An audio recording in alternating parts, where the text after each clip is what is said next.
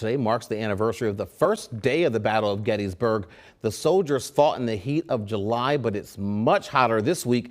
Mallory Messner live in Gettysburg with an update on all of the schedule changes for the events surrounding that anniversary. Good afternoon to you, Mallory. Good afternoon, James. Before we get started here talking about the battle anniversary, I wanted to let you know I am standing under a tent getting some shade. We were told this morning that according to records, temperatures were in the 80s during the Battle of Gettysburg. It's obviously much hotter this week, and due to that extreme heat warning, a lot of events have been moved indoors for the battle's 163rd anniversary. The National Park Service said it's not safe for attendees, staff members, or even first responders to be outside for long periods of time this week.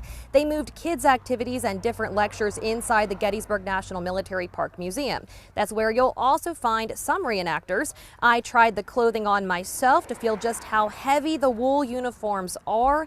The Gettysburg Foundation is partnering with MPS for some events, which will also be held indoors.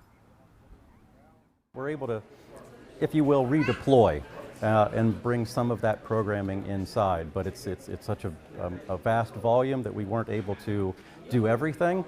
So we're hoping to at least provide the public with a taste of what they would have experienced had we been able to do everything outside.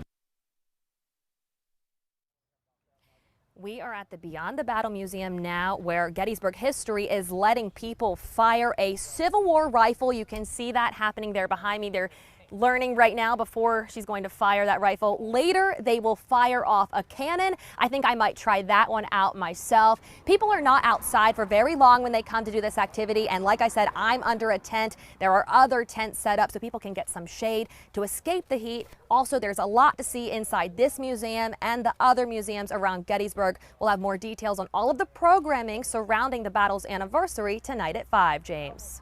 Mallory, I mean, a lot of history there, but it is something to see that battlefield out there in that scorching sun.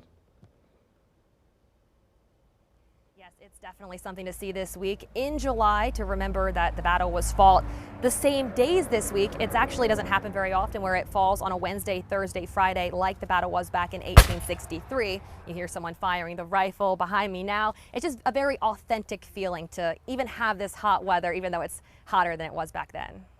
Absolutely. We'll stay in that tent and then get inside as well.